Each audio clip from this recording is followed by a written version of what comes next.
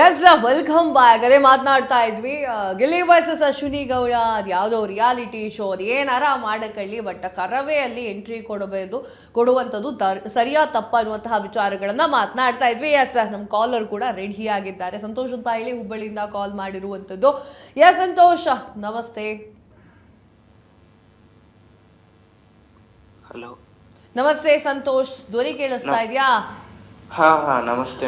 Okay, ಈಗ ನನ್ನ ಜೊತೆಗೆ ಕರವೆಯಿಂದ ಬೆಂಗಳೂರಿನ ಜಿಲ್ಲಾಧ್ಯಕ್ಷರು ಜೊತೆಗಿದ್ದಾರೆ, ಹಾಗೆ ಗಿಲ್ಲಿ ಫ್ರೆಂಡು ಕೂಡ ಜೊತೆಗಿದ್ದಾರೆ. ಯಾರ ಜೊತೆಗೆ ಮಾತನಾಡ್ಬೇಕು ನೀವು?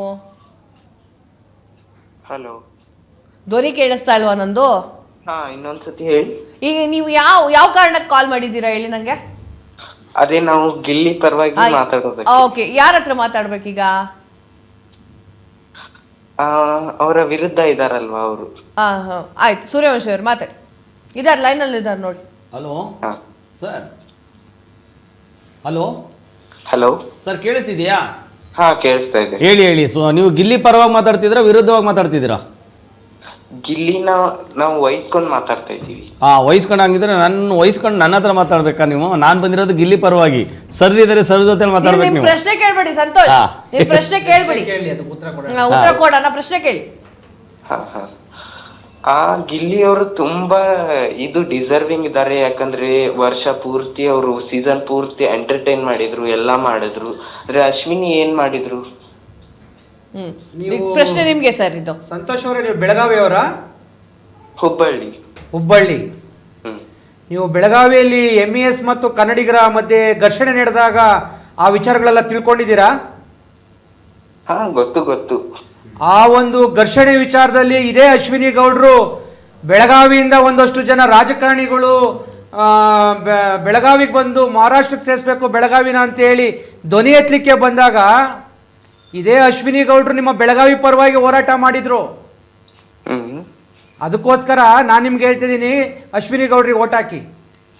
ಇಲ್ಲ, ಖಂಡಿತ ಇಲ್ಲ. ಯಾಕಂದ್ರೆ ನಾವು ಅದನ್ನ ಬಿಡೋಣ. ಈಗ ಸೀಸನ್ ಮಾತಾಡ್ಬೇಕಲ್ವಾ? ಅದೇ ಒಂದೇ ಬರಲ್ವಾ? ಸೀಸನ್ ಬರುತ್ತೆ, ಎಲ್ಲ ಬರುತ್ತಲ್ವಾ? ನಾನು ಅದನ್ನ ಹೇಳ್ತಾ ಇರೋದು ನಿಮ್ಗೆ. ಗಿಲ್ಲಿ ಎಲ್ಲ ಆಡ್ದ, ಎಲ್ಲ ಮಾಡ್ದ, ಅದಕ್ಕೆ ಇವನು ಡಿಸರ್ವಿಂಗ್ ಇದ್ದಾನೆ ಅಶ್ವಿನಿ ಅವ್ರಿಗಿಂತ ಅಂತ ನಾ ಹೇಳ್ತೀನಿ. ಮತ್ತೆ ಅಶ್ವಿನಿ ಅವ್ರು ಯಾಕೆ ಗೆಲ್ಬೇಕು ನಿಮ್ಗೆ? ನಾನು ಹೇಳಿದ್ನಲ್ಲಪ್ಪ, ಈಗ ತಾನೇ ಹೇಳಿದ್ನಲ್ಲ ನಿನಗೆ, ಅಶ್ವಿನಿ ಅವ್ರು ಯಾಕೆ ಗೆಲ್ಬೇಕು ಅಂತ ಹೇಳಿದ್ನಲ್ಲ. ನಾವು ಬಿಗ್ ಬಾಸ್ ರೀಸನ್ಸ್ ಕೊಡ್ಬೇಕು ನಮ್ಗೆ. ನೀವು ಬಿಗ್ ಬಾಸ್ ರೀಸನ್? ಹೌದು. ನಾವು ಹೋರಾಟಗಾತಿ ಅಂತ ಗೆಲ್ಲಿಸ್ಬೇಕು ಅಂತ ಇರೋದು. ಬಿಗ್ ಬಾಸ್ ರೀಸನ್ ಅಲ್ಲ ನಮ್ಗೆ. ಹೋರಾಟಗಾತಿ ಗೆಲ್ಲಬೇಕು ಅನ್ನೋದು ನಮ್ದು ಇದು. ಓಕೆ ಸಂತೋಷ್, ನಿಮ್ಮ ಮಾತುಗಳಿಗೆ ಧನ್ಯವಾದಗಳು. ಎಸ್, ನಾನು ಹೇಳ್ಬಿಡ್ತೀನಿ ಅವ್ರು ಏನು ಕೇಳ್ತಾ ಇದ್ರು ಅನ್ನೋದು ಕನ್ವೆ ಮಾಡ್ಬಿಡ್ತೀನಿ ಸರ್ ನಾನು. ಅವರು ಸೋಷಿಯಲ್ ಮೀಡಿಯಾಗಳನ್ನು ಜಾಸ್ತಿ ಉಪಯೋಗಿಸ್ತಾರೆ, ಕನ್ನಡದ ಪರವಾಗಿ ಮನಸ್ಸನ್ನ ಇಟ್ಕೊಂಡಿರ್ತಾರೆ ಕನ್ನಡದವರು, ಇಲ್ಲ ಅಂತ ಹೇಳೋದಿಲ್ಲ. ಕೆಲವೊಂದು ವಿಚಾರಗಳು ಈಗಿನ ಯೂತ್ಸಿಗೆ ಗೊತ್ತಿಲ್ಲ, ಓಕೆನಾ? ಅವರಿಗೆ ಗಿಲ್ಲಿ ಕಾಣಿಸ್ತಾ ಇದ್ದಾನೆ, ಗಿಲ್ಲಿಯ ವಿಚಾರಗಳು ಕಾಣಿಸ್ತಾ ಇದೆ, ಎಂಟರ್ಟೈನ್ಮೆಂಟ್ ಕಾಣಿಸ್ತಾ ಇದೆ. ದಟ್ಸ್ ವೈ ಆ ಕ್ವಶನ್ ಅನ್ನು ನಿಮಗೆ ಕೇಳಿರುವಂಥದ್ದು ಅವರು. ಅದೇ ನಾನೀಗ ಹೇಳಕ್ ಕೊಟ್ಟಿದ್ದೀನಿ. ಈಗ ಲೋಕಜ್ಞಾನ, ಸಾಮಾನ್ಯ ಜ್ಞಾನ, ಈ ಎಲ್ಲ ವಿಚಾರಗಳನ್ನು ಒಂದಕ್ಕೊಂದು ತಾಳೆ ಹಾಕಿ ನೋಡಿದಾಗ ಲೋಕಜ್ಞಾನ ಭಾಳ ಮುಖ್ಯ. ಹಾಗಾಗಿ ಸಮಾಜದ ಜೊತೆಯಲ್ಲಿ ನಾವು ನಿಲ್ಲಬೇಕಾಗುತ್ತೆ. ಒಂದು ಶೋ ನಮ್ಮ ನಾಡನ್ನ ಸಂರಕ್ಷಣೆ ಮಾಡಲಿಕ್ಕೆ ಸಾಧ್ಯ ಇಲ್ಲ. ಈ ಒಂದು ಶೋನಿಂದ ನಾಳೆ ಕಾವೇರಿ ನೀರು ನಿಂತೋದ್ರೆ ಅದು ಧ್ವನಿಯಾಗಲ್ಲ. ಈ ಒಂದು ಶೋ ನಾಳೆ ಏನೋ ನಮ್ಮ ನಾಡಿಗೆ ಒಂದು ಸಮಸ್ಯೆ ಬಂದು ಒದಗಿದಾಗ ಅದಕ್ಕೆ ಈ ಶೋ ಉತ್ತರವಾಗಲ್ಲ. ನಾಳೆ ನಮ್ಮ ರಾಜ್ಯದ ಸರ್ಕಾರ ಯಾವುದು ಸರ್ಕಾರ ಇರುತ್ತೋ ಅವತ್ತು ಈ ಸರ್ಕಾರ ತಗೊಳ್ಳುವಂಥ ಕೆಲವು ಕನ್ನಡ ವಿರೋಧಿ ಧೋರಣೆಗಳನ್ನು ಧ್ವನಿ ಎತ್ತುವಾಗ ಈ ಶೋ ಬಂದು ನಿಂತ್ಕೊಳಲ್ಲ. ಹಾಗಾಗಿ ಇದೆಲ್ಲದಕ್ಕೂ ಉತ್ತರವನ್ನು ಕೊಡುವಂಥದ್ದು 7.5 ಕೋಟಿ ಕನ್ನಡಿಗರಲ್ಲ, ಅವತ್ತು ಸಾವಿರಾರು ಸಂಖ್ಯೆಯಲ್ಲಿ ನಿಲ್ತಾರಲ್ಲ ಕನ್ನಡ ಪರ ಹೋರಾಟಗಾರರು, ಅವರೇನೆ. ಓಕೆ, ನೀವೇನು ಹೇಳಕ್ ಬಂದ್ರಿ ಸರ್, ನೀವು ಹೇಳಿ. ಇಲ್ಲ, ಸಂತೋಷ್ ಅವರು ಕೇಳಿದ್ರಲ್ಲ, ಅವ್ರ ಲೈನ್ ಇದಾರೆ ಈಗ? ಇಲ್ಲ.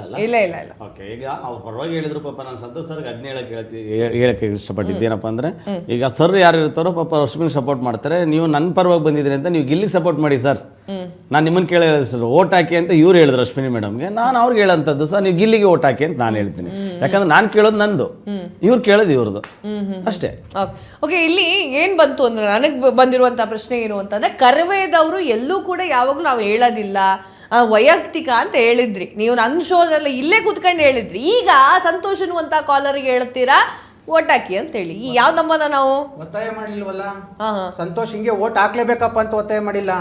ನನ್ ಬೇಡಿಕೆ ಇಟ್ಟೆ, ತೀರ್ಮಾನ ಮಾಡ್ಬೇಕಾದ್ರೆ ಅವನೇ ತಾನೆ, ಆತನೇ ತಾನೆ, ಸಂತೋಷ ತಾನೆ ತೀರ್ಮಾನ ಮಾಡ್ಬೇಕು.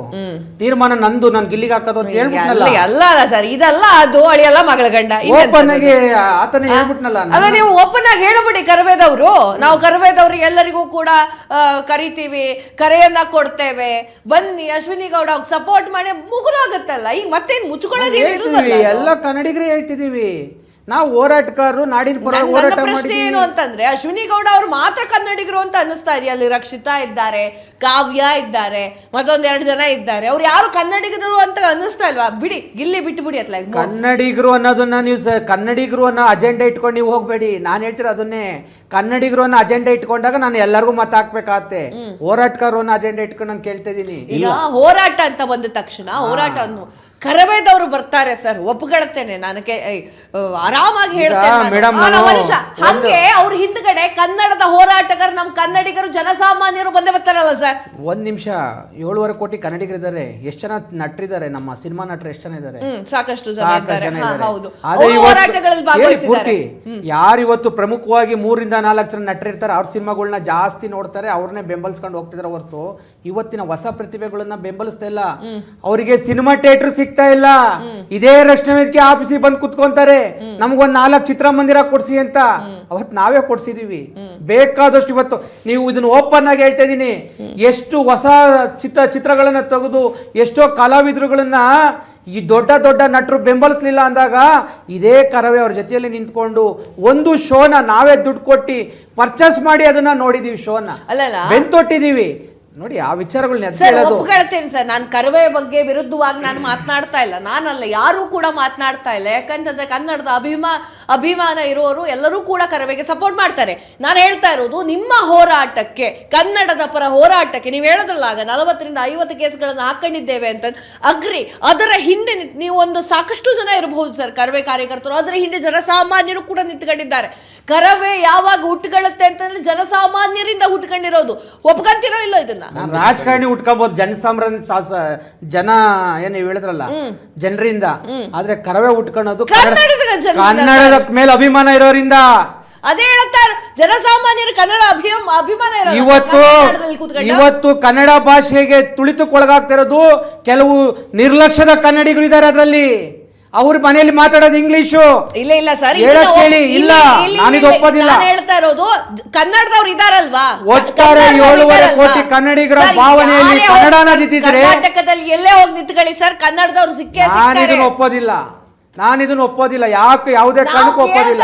ಕ್ವಶನ್ ಏನು, 40 ರಿಂದ 50 ಕೇಸ್ಗಳು ಎಲ್ಲರಿಗೂ ಇದೆ ಅಂತ ನೀವು ಹೇಳಿದಾಗ, ಅಥವಾ 2-3 ಕೇಸ್ಗಳು ಕರವೇ ಕಾರ್ಯಕರ್ತರಿಗೆ ಇದೆ ಅಂತ ಹೇಳಿದಾಗ, ನಿಮ್ಮ ಕರವೇ ಕಾರ್ಯಕರ್ತರ ಹಿಂದೆ ನಾವು ಮುಂದೆ ಅಂತಾನು ಹೇಳ್ತಾ ಇಲ್ಲ, ಹಿಂದೆ ಕನ್ನಡದ ಕೆಚ್ಚೆದೆಯ ಅಭಿಮಾನಿಗಳು, ಜನಸಾಮಾನ್ಯರು, ಕರವೇ ಪ್ರತಿ ಸಲವೂ ಕೂಡ ಬರ್ದೇ ಹೋದ್ರೂ ಕೂಡ ಆ ಒಂದು ಈಗ ಬೆಳಗಾವಿಲೋ ಅಥವಾ ಇಲ್ಲೆಲ್ಲೋ ಅಲ್ಲೂ ನಿಂತ್ಕೊಂಡಿದ್ದವ್ರು ಇದ್ದಾರೆ, ಅವರು ಕೂಡ ಕನ್ನಡಿಗರೇ.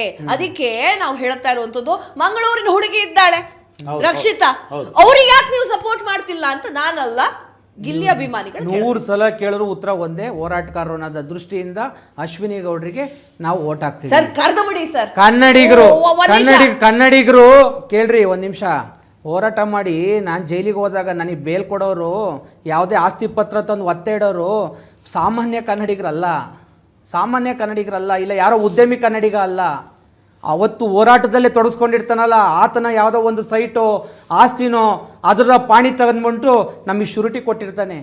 ಮತ್ತು ನಮಗೆ ಬೇಲಿಗೆ ಹಣ ಕೊಡ್ತಾರಲ್ಲ, ಅವರೆಲ್ಲರೂ ಕೂಡ ಕರವೇ ಮುಖಂಡರುಗಳೇ. ಹಣ ಕೊಟ್ಟು ನಮ್ಮನ್ನು ಜೈಲಿಂದ ಹೊರಗಡೆ ಕರ್ಕೊಂಬರೋದು ಯಾಕೆ? ನಮ್ಮನೆ ವಿಚಾರಕ್ಕೆ ಹೋರಾಟ ಮಾಡಿ ಹೋಗಿರ್ತೀವ? ನಮ್ಮನೆ ವಿಚಾರಕ್ಕೆ ಹೋರಾಟ ಮಾಡಿ ಹೋಗಿರಲ್ಲ. ನಾವು ನಾಡಿನ ಪರವಾಗಿ ಧ್ವನಿ ಎತ್ತೋಗಿರ್ತೀವಿ. ಅವತ್ತು ಕನ್ನಡಿಗರು ಕೇಳಿದ್ರು ಕೇಳ್ದಂಗಿರ್ತಾರೆ, ಗೊತ್ತಿದ್ದು ಗೊತ್ತಿಲ್ದಂಗಿರ್ತಾರೆ.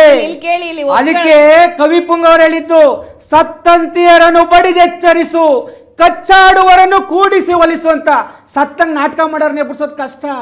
ನಾವು ಇಲ್ಲಿ ಡಿಸ್ಕಸ್ ಮಾಡ್ತಾ ಇರೋದು ಕನ್ನಡದ ಪರವಾಗಿಯೇ ಹೊರತು ಕನ್ನಡದ ವಿರೋಧವಾಗಲ್ಲ. ಇದು ವೀಕ್ಷಕರಿಗೂ ಹೇಳುತ್ತೇನೆ, ನಿಮ್ಗಳಿಗೂ ಹೇಳುತ್ತೇನೆ. ನಾವು ಕೇಳ್ತಾ ಇರೋದು ಅಲ್ಲಿರುವವರು ಕನ್ನಡದವರೇ, ಹೊರ ರಾಜ್ಯದ ಒಂದೇ ಒಂದು ಕಂಟೆಸ್ಟೆಂಟ್ಸ್ ಕೂಡ ಇಲ್ಲ ಅಲ್ಲಿ. ಹೋರಾಟಗಾರರಿಲ್ಲ. ಅಲ್ಲಲ್ಲ, ಹೋರಾಟಗಾರರು ಇಲ್ಲ, ಒಪ್ಕೊಳ್ತೇನೆ ಸರ್. ಕನ್ನಡ ಅಂತ ಎದೆಲ್ಲಿದೆ ಅವರಿಗೆ, ಇದು ನಮಗೂ ಇದೆ, ನಮಗೂ ಇದೆ. ಗಿಲಿಗಿಲಿವೇನ್ರಿ ಕನ್ನಡ ಅಂತ ಹೇಳಿ? ಅಲ್ಲ ಮೇಡಮ್, ಪ್ಯೂರ್ ಕನ್ನಡಿಗ ಅವ್ನು. ಮತ್ತೆ ಇನ್ನೇನ್ ಬೇಕ್ರಿ? ಕನ್ನಡ ಎದೆಲ್ಲಿ ಇಟ್ಕೊಂಡಿದ್ದಾನೆ ಪುಣ್ಯಾತ್ಮ. ಹೌದು, ನಾನು ಹೇಳ್ತಿದ್ದೇನೆ ಎಲ್ಲರೂ ಪ್ಯೂರ್ ಕನ್ನಡಿಗರೇ. ಅಶ್ವಿನಿ ಗೌಡ್ರ ಪ್ಯೂರ್ ಕನ್ನಡಿಗರಲ್ಲ ಅಲ್ಲ ಅಂತ ಹೇಳ್ತಾ ಇಲ್ಲ ಸರ್. ಮತ್ತೆ? ಈಗ ಒಪ್ಕೊಂಡು ಕರ್ದಬಿಡಿ ಕನ್ನಡಿಗರು ಓಕೆ, ಅದು pure ಕನ್ನಡಿಗರು ಏನ್ ಬರುತ್ತೆ? ನಾರಾಯಣ್ ಗೌಡ್ರೆ ಹೇಳಿದ್ದಾರೆ, ಎಲ್ಲ ಬಂದ್ಬಿಡಿ, ಅಶ್ವಿನಿಗೆ ಓಟ್ ಹಾಕ್ಬಿಡಿ, ಒಪ್ಕೊಂಡ್ಬಿಡಿ. ಹಂಗೆಲ್ಲ ಯಾರು ಬರೋದು ಇಲ್ಲ, ನಾವು ಸರಿ, ಓಕೆ ಓಕೆ. ನಡೆಯೋದು ಇಲ್ಲ. ಕಾಲರ್ ರೆಡಿ ಆಗಿದ್ದಾರೆ. ಅವ್ರ ಹೆಸರು ಸುಮಿತ್ ಅಂತ ಹೇಳಿ, ಕಲಬುರಗಿಯಿಂದ. ಎಸ್ ಸುಮಿತ್, ನಮಸ್ಕಾರ.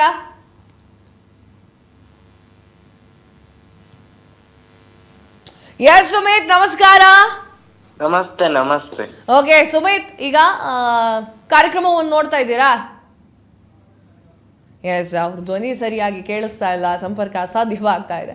ಇರಲಿ, ಆಮೇಲೆ ಮಾಡ್ತಾರೆ ಅವ್ರ ಫೋನು. ಸರ್, ಇವಾಗ ಪ್ರಶ್ನೆ ಏನು ಅಂತಂದರೆ, ಇಲ್ಲಿ ಯಾವುದೇ ಒಬ್ಬ ಕಂಟೆಸ್ಟೆಂಟ್ ಬಗ್ಗೆ ನೀವು ಮಾತನಾಡಿದ್ರು ಅಥವಾ ನಾರಾಯಣ್ ಗೌಡ್ರು ಕುತ್ಕೊಂಡು ಮಾತನಾಡಿದ್ರು ಕೂಡ ಇವರಿಗೆ ಯಾಕೆ ಸಪೋರ್ಟ್ ಮಾಡ್ತಿದ್ದಾರೆ ಎನ್ನುವಂಥ ಪ್ರಶ್ನೆ ಬರ್ತಿತ್ತು. ಈಗ ಬಿಡಿ ಅಶ್ವಿನಿ ಗೌಡ ಅವ್ರನ್ನ ಬಿಡಿ, ಇವರಿಗೆ ಯಾಕೆ ಸಪೋರ್ಟ್ ಮಾಡ್ತಾ ಇದ್ದಾರೆ? ಕರವೇ ನಾರಾಯಣ್ ಗೌಡ್ರು ಹೇಳ್ತಾ ಇದ್ದಾರೆ ಅಂತಂದರೆ ಅದು ಸತ್ಯ. ಅದು ಅವರ ಹೋರಾಟ ಇದೆಲ್ಲವನ್ನೂ ಕೂಡ ಕನ್ಸಿಡರ್ ಮಾಡ್ಕೊಂಡು, ಅವರ ವ್ಯಕ್ತಿತ್ವವನ್ನು ಕನ್ಸಿಡರ್ ಮಾಡ್ಕೊಂಡು ಸತ್ಯ ಅಂತ ಅಂದ್ಕೊಳ್ತಾರೆ. ಈಗ ನೀವು ಒಪ್ಪನ್ನಾಗಿ ಹೇಳ್ತಾ ಇದ್ದೀರಾ, ನಮ್ಮ ಹೆಣ್ಣು ಮಗಳು ಇದ್ದಾಳೆ, ಯಾಕೆ ಅಲ್ಲಿದ್ದವ್ರು ಯಾ ಹೆಣ್ಮಗಳು? ಕ್ವಶನ್ ಇದು. ನಾನು ಹೆಣ್ಮಗಳು ಓದಿದ್ದು ಅದು ಹೋರಾಟದ ವಿಚಾರದಲ್ಲೇನೆ. ಕರವೇನದು ಒಂದು ಕುಟುಂಬ, ಆ ಕುಟುಂಬದ ಹೆಣ್ಮಗಳು ಅಂತ ನಾನು ಹೇಳ್ತಿರೋದು.